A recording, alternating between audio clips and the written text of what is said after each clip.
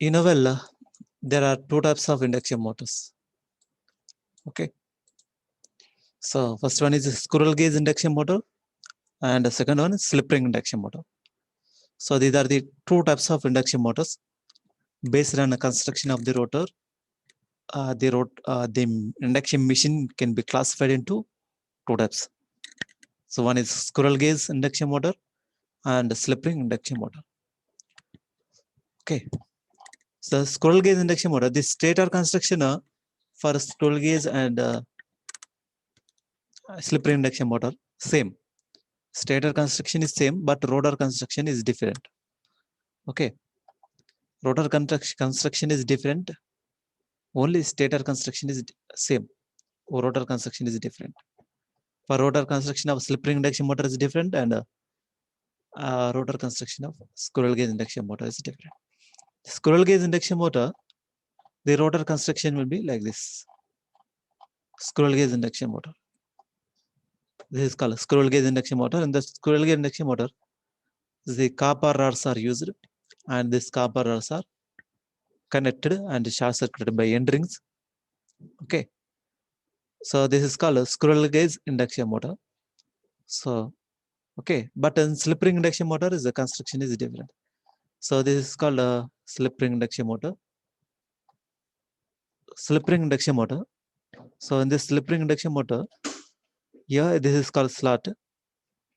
Okay, there are different types of slots are there in the rotor core. This is called rotor core of the transformer. So on that rotor core of induction motor, this core is having number of slots. So these slots are used to place the winding. Okay, these slots are used to place the winding on the rotor. Okay, stator is having winding and rotor is also having winding. Okay, but in a squirrel cage induction motor, there is no winding on the rotor.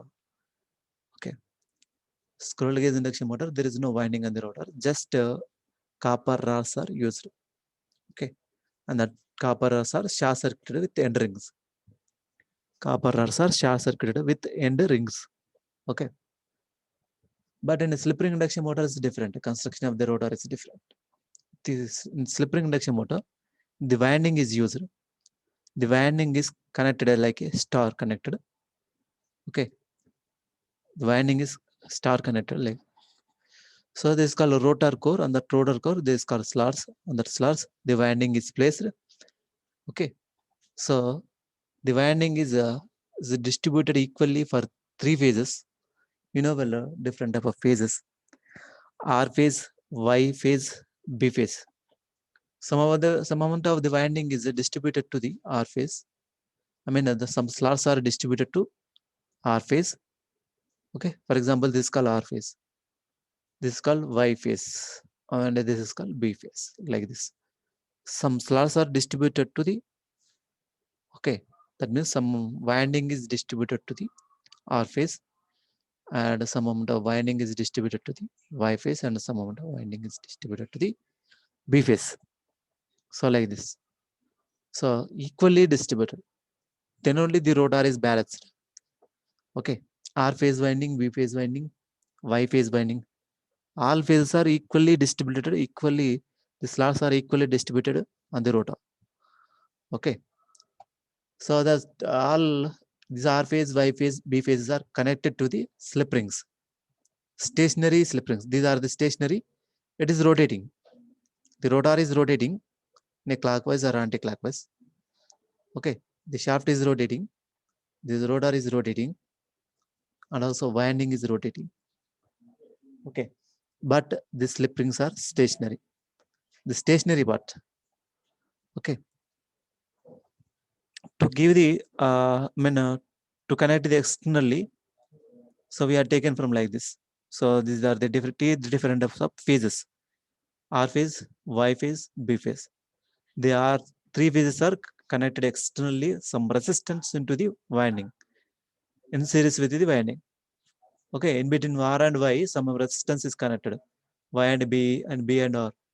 Okay, when it is connecting resistance, the winding resistance of the rotor is increasing. Okay, so when resistance increasing, starting torque is increasing. Okay, starting torque of a induction motor increases when some amount of resistance is adding into the rotor. So how it is possible means by using slip rings. Okay, by using slip rings, you have to add the some externally resistance into the circuit, rotor circuit. This is rotating part, but the stationary part. Okay, that's why it is called the slip ring induction motor. So slip rings are used in a rotor. That's why it is called slip ring induction motor. Okay, some various advantages having a slip ring induction motor. These are the different advantages. Advantage of slip ring induction motor are it has a susceptibility to speed control by regulating the rotor resistance. So externally, we are adding here resistance. Okay, for this in these two terminals and in these two terminals. Okay, in between these three terminals, we have to add an external resistance at the time of starting. That's why the speed can be controlled by regulating the rotor resistance. By changing the rotor resistance, that means these all are connected. These R phase, this Y phase, and V phase. So we are adding some resistance, means some amount of resistance is adding to the R phase. Na? Okay. So similarly, Y phase. Externally, we are adding some resistance here. Okay. So that's why this changing of the resistance, rotor resistance is possible in slip ring induction. By changing the rotor resistance, it is possible to control the speed of the induction motor. Okay. It has a susceptibility to speed control by regulating the rotor resistance. In this way, we have to regulate the rotor resistance of the slip ring induction motor. High starting torque of 200 to 250% of full load value.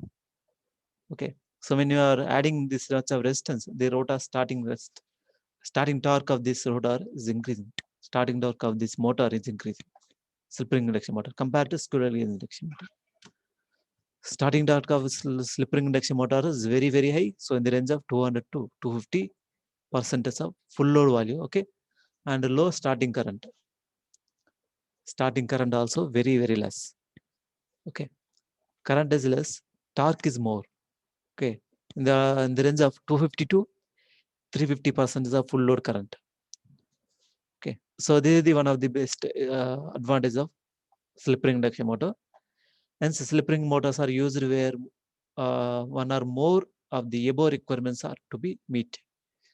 Okay, so high starting torque is required. So if you want this high starting torque requirement, this slip ring motors are used.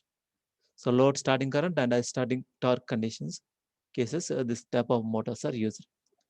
Okay. For example, high starting torque where is required? So some cases to lift the loads, heavy loads, to lift very loads in traction in railways. Okay. So very heavy loads lift slowly. Okay. It is required very heavy torque. No? So at that case, slip ring induction motors also used. Hence, okay, next the comparison of squirrel cage and slip ring induction motor. Comparison between squirrel cage and slip ring induction motor. First one, rotor construction. All of you right? Property, first property on that rotor construction, then squirrel cage motor and slip ring motor. First, squirrel cage motor and then slip ring motor. Comparison of squirrel cage and slip ring induction motor. That first one, rotor construction. So rotor construction, you know well, bars are used in rotor. Bars are copper bars are used. So like this. This called bars, copper rods. Okay, no, squirrel cage induction motor. Okay, bars are used in rotor and squirrel cage motor is very simple. So that's why this rotor construction is very simple now. Just we have to place the bars like this manner. Okay, that's why this construction of this squirrel cage induction motor is very simple. Squirrel cage induction motor is very simple and rugged and long lasting. Okay, no slip rings and brushes. And slip ring induction motor, So slip rings are required and brushes also required. It's called slip rings and brushes. So this frequent maintenance is required in a slip ring induction motor, but not in squirrel ring induction motor. There is no brushes and slip rings. No slip rings and brushes. Okay. So this is about squirrel cage induction motor for rotor construction. And a slip ring induction motor, winding wire is to be used. Winding wire is to be used. So like this, slip ring induction. This is called winding. So winding wire is used in the slip ring induction motor. Okay, but not in squirrel cage induction motor. Winding wire is used in a slip ring induction motor. Wound rotor is required attention. Okay, and slip ring and brushes are needed for slip ring induction motor. You know well. So to add some external resistance externally, so it is required slip rings and brushes. Okay, then only the speed control is possible in slip ring induction motor, and also uh, to increase the torque of this induction motor possible. Slip ring and brushes are needed and also need frequent maintenance. So frequent maintenance is also required in a slip ring induction motor. Okay, but not in a squirrel cage induction motor. There is no slip rings and brushes. Squirrel cage induction, but in a slip ring induction motor, it's compulsory. Slip rings and brushes are compulsory. So required is to increase the torque, starting torque. Okay, and also because of that, the frequent maintenance is required. So that is for rotor construction. Then starting can be started by direct online start. Direct online, DOL is nothing but direct online. Direct by connecting uh, power supply, by giving the power supply to the induction motor, can be started directly without using any external equipments. Okay, external starters are not required. Can be started by direct online starter or start delta starter or auto transformer starter. Okay, directly it can be started by using direct online or star delta or auto transformer. You know, well, auto transformer is called variac by changing the voltage slowly 0 to 270 volts. So this induction motor can be started direct online, otherwise directly online. Okay, directly connecting to the switches. Okay, power supply direct connecting to the power supply. It can be started. Otherwise, star delta connection of the winding also. Okay, auto transformer starters. But in a slip ring induction motor, rotor resistance starter is required. Rotor resistance starter is required in a slip ring induction motor. Okay, in slip ring induction motor, rotor resistance, we have to add some externally resistance. That is, it is called as a rotor resistance starter. Okay, rotor resistance starter is required. Starting torque is and squirrel cage induction motor is low. Okay, because of there is no external resistance. It's not possible to add external resistance to the rotor. No? So it is not possible to add external resistance in the rotor in squirrel cage induction motor. So that's why the starting torque is less. But in a slip ring induction motor, is possible to add some external resistance. Then starting torque is increases. Okay. So that's why the starting torque of slip ring induction motor is very, very high. And starting current is high. Starting torque is low, starting current is high.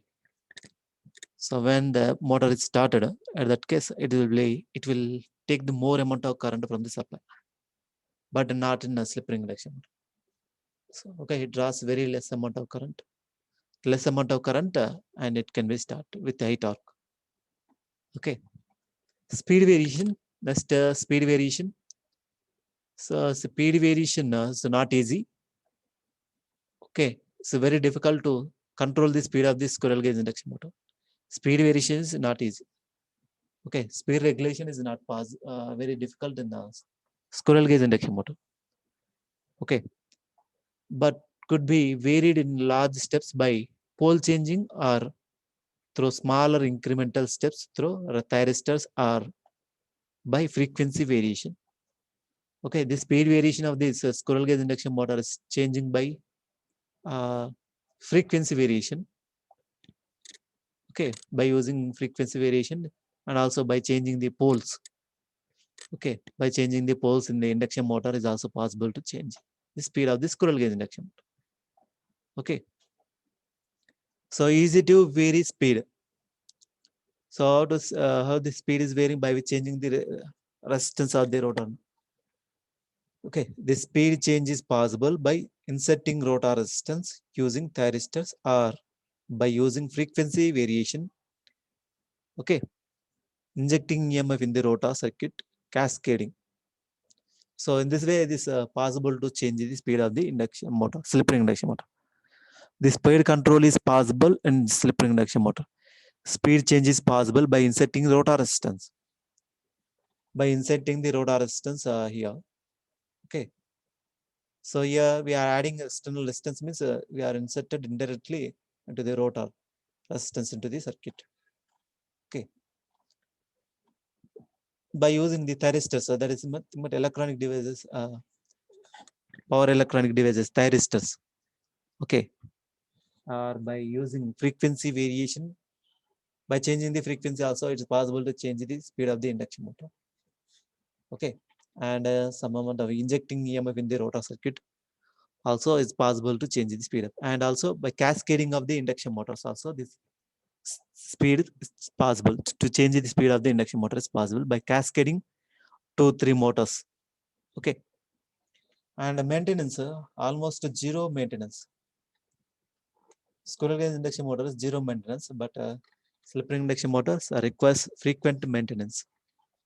Slip ring induction motors requires frequent maintenance. So the cost of the squirrel cage induction motor is low, and the cost of this slip ring induction motor is high. Okay. So these are the different types of differences between squirrel cage and slip ring induction motor. It's clear.